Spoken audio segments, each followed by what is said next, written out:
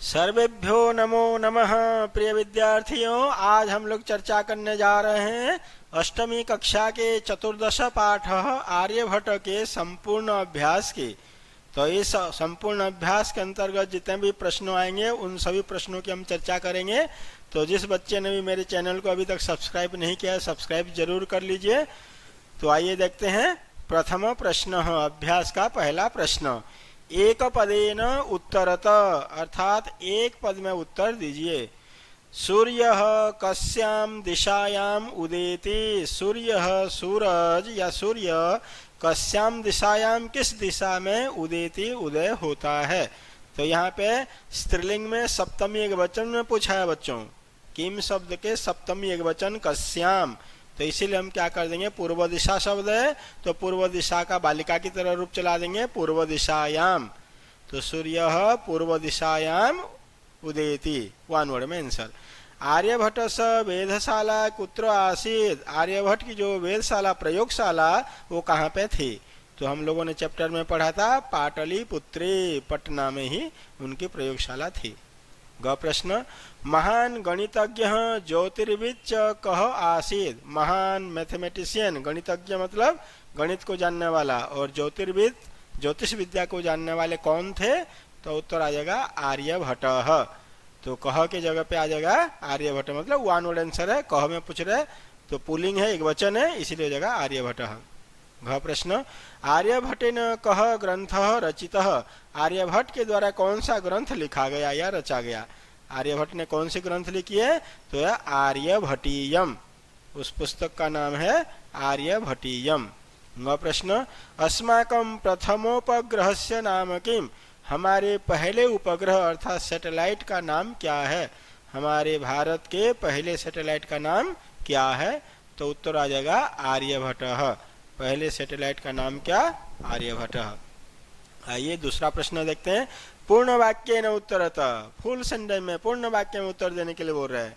तो क प्रश्न, कह सुस्थापित सिद्धांत, कह मतलब कौन सा, सुस्थापित अच्छी तरह से स्थापित किया गया सिद्धांत है, थ्योरी है या मान्यता है, कौन सी है तो उत्तर आ जाएगा सूर्य अचल पृथ्वी च चला या स्वकीय अक्षय घूर्णति इति सांप्रतम सुस्थापित सिद्धांत। कह कौन सा अच्छी तरह से स्थापित किया गया सिद्धांत है, थ्योरी है। तो यही कह रहा है सूर्य अचल, सूर्य अचल है, पृथ्वी च चला और पृथ्वी चलायमान है, जो अपने ही धुरी में अपने ही अक्ष में चारों तरफ घूमती रहती है। यही वर्तमान में स्थापित किया गया अच्छी तरह से बताया गया सिद्धांत है, थ्योरी है या मान्यता है। ख प्रश्न, चंद्र ग्रहणम कथम भवति, चंद्र ग्रहण कैसे होता है। तो उत्तर बोल रहे यदा पृथिव्या छायापातेन, जब पृथ्वी की छाया पड़ने से चंद्रमा का प्रकाश, चंद्र से प्रकाश अवरुध्यते रुक जाता है, तदा चंद्र ग्रहणम भवति, तब चंद्र ग्रहण होता है। जब पृथ्वी की छाया पड़ने से चंद्रमा का प्रकाश रुक जाता है तब चंद्र ग्रहण होता है। सूर्य ग्रहणम कथम भवति, ग प्रश्न, सूर्य ग्रहणम कथम भवति, बोला पृथ्वी सूर्ययोः मध्ये, पृथ्वी और सूर्य के बीच में, पृथ्वी सूर्ययोः मध्ये, पृथ्वी और सूर्य के बीच में समागतस्य चंद्रस्य, आए हुए चंद्रमा की छाया पड़ने से सूर्य ग्रहणम भवति, सूर्य ग्रहण होता है। पृथ्वी सूर्ययोः मध्ये समागतस्य चंद्रस्य छायापातेन सूर्य ग्रहणम भवति। तो मतलब क्या हुआ इसका, पृथ्वी और सूर्य के बीच में आए हुए चंद्रमा की छाया पड़ने से सूर्य ग्रहण होता है। घ प्रश्न, आर्यभट्टस्य विरोध किमर्थम अभवत्, आर्यभट्ट का विरोध क्यों हुआ, उनका विरोध क्यों करने लगे सभी लोग। उत्तर आ जाएगा समाजे नूतनानां विचाराणां स्वीकरणे प्रायः सामान्य जनाः काठिन्यम अनुभवन्ति, अतः आर्यभट्टस्य विरोध अभवत्। समाज में, सोसाइटी में नए नए विचारों को स्वीकार करने में अर्थात मानने में प्राय सामान्य जन काठिन्य का महसूस करते हैं, अर्थात कठिनता में अनुभव करते हैं, इसीलिए आर्यभट्ट का विरोध हुआ। ग प्रश्न, प्रथम उपग्रह से नाम आर्यभट्ट इति कथम कृतम, पहले उपग्रह का नाम आर्यभट्ट कैसे किया गया, क्यों हुआ उसका नाम आर्यभट्ट। तो उत्तर आ जाएगा आधुनिक ही वैज्ञानिक ही आर्यभट्टे तस्य च सिद्धांते समादर प्रकटित, अतः प्रथम उपग्रह से नाम आर्यभट्ट इति कृतम।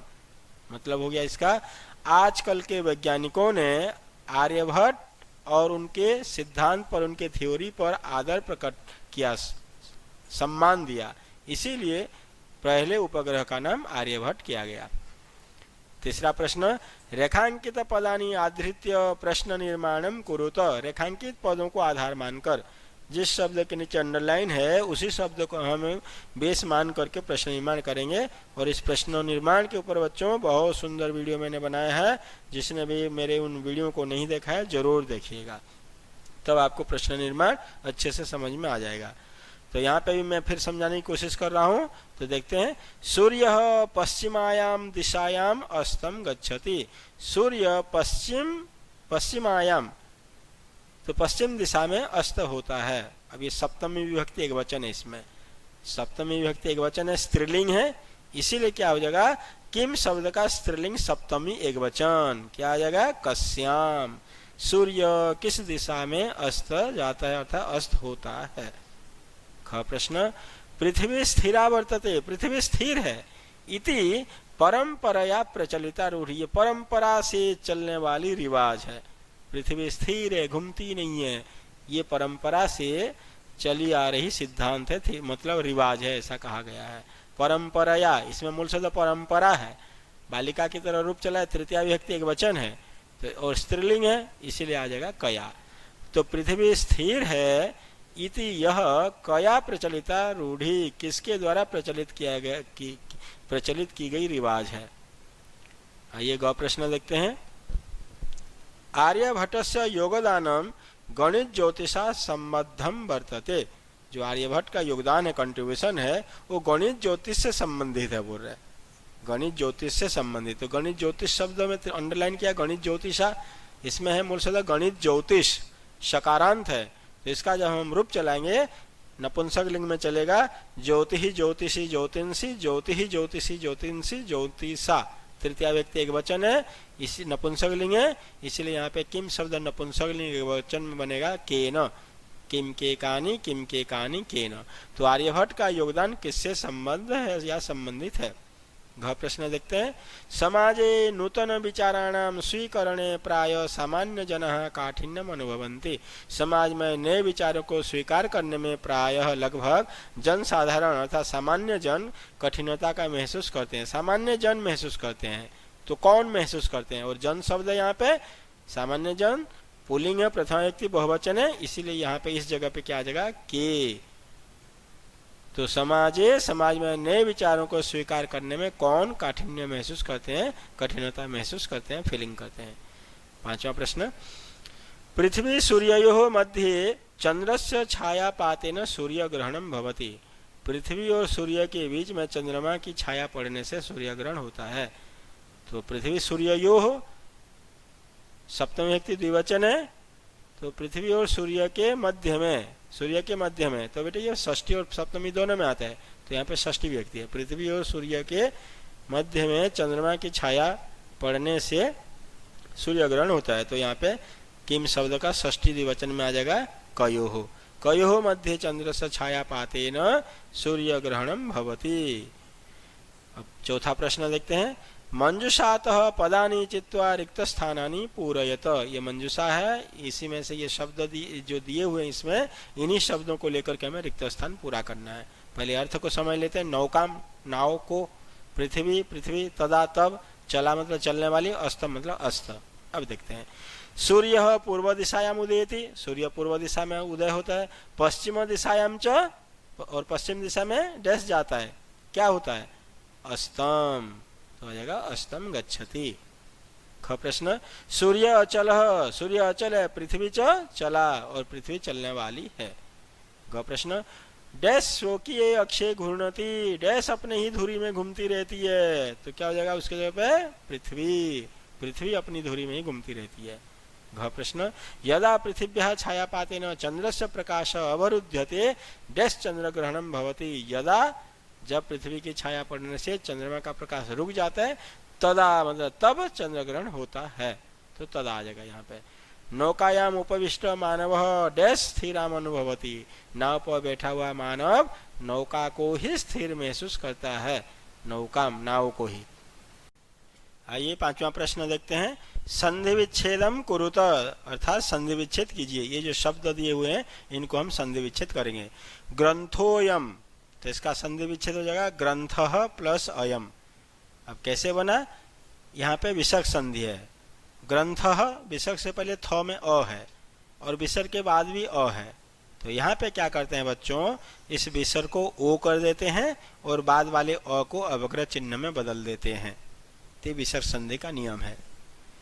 सूर्याचल, सूर्य प्लस अचल, य में अ है, इधर अ है अचल का अ, तो अ मिलकर के बन जाएगा आ दीर्घ संधि सूर्याचल।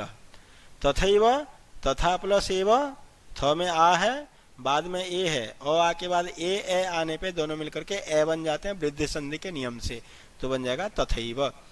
कालातिगामिनी, काल प्लस अतिगामिनी, काल ल में अ है, इधर अ है, दोनों मिलकर के आ बन जाएगा कालातिगामिनी दीर्घ संधि। प्रथमोपग्रहस्य, प्रथम प्लस उपग्रहस्य, म में अ है, इधर उ है, अ प्लस उ इक्वल टू क्या हो जाता है ओ, गुण संधि के नियम से ओ हो जाता है, तो इसीलिए बन गया प्रथमोपग्रहस्य। आइए छठा प्रश्न देखते हैं। अधोलिखित पदानाम विपरीतार्थक पदानि लिखत, ये जो पद लिखे हुए हैं इधर लेफ्ट साइड में, इनके विपरीतार्थक मतलब विलोम पद, विपरीत अर्थ वाला अर्थात विलोम अर्थ को बताने वाला या विलोम पद हमें लिखना है। जैसे उदयः, तो विलोम हो जाएगा अस्तः। अचलः, चलः। अंधकारः, प्रकाशः। समादरः, अनादर और निरादर दोनों हो सकता है इसका। आकाशस्य, पृथिव्याः। आइए आप प्रश्न को देखते हैं। अधोलिखित पदानाम समानार्थक पदानि पाठात् चित्वा लिखत। अब ये जो पद दिए हुए हैं इनके समानार्थक पद छांटना है हमें, अर्थात पर्यायवाची शब्द छांटना है। संसारे, दुनिया में, लोके, दुनिया में। इदानीम, अब। सांप्रतम, अब। वसुंधरा, पृथ्वी, पृथ्वी, पृथ्वी। समीपम, पास। निकषा, पास। गणनम, गिनती या गणना। आकलनम, गणना। राक्षसौ, दो राक्षस। दानवो, दो राक्षस। आइए देखते हैं सातवां प्रश्न। अधोलिखितानि पदानि आधृत्य वाक्यानि रचयत। अधोलिखितानि पदानि आधृत्य वाक्यानि रचयत। तो ये जो पद दिए हुए हैं इन पदों को आधार मान करके हमें वाक्य रचना करने हैं। तो देखते हैं। सांप्रतम, अब सांप्रतम का मीनिंग होता है अब। जब अब है तो इसको हम क्या बोलेंगे, कोई इस सांप्रतम शब्द आना चाहिए वाक्य में, तो देवेशः सांप्रतम पठति, देवेश अभी पढ़ रहा है, बन गया छोटा सा सेंटेंस। निकषा, पास। मम विद्यालयः गृहं निकषा अस्ति।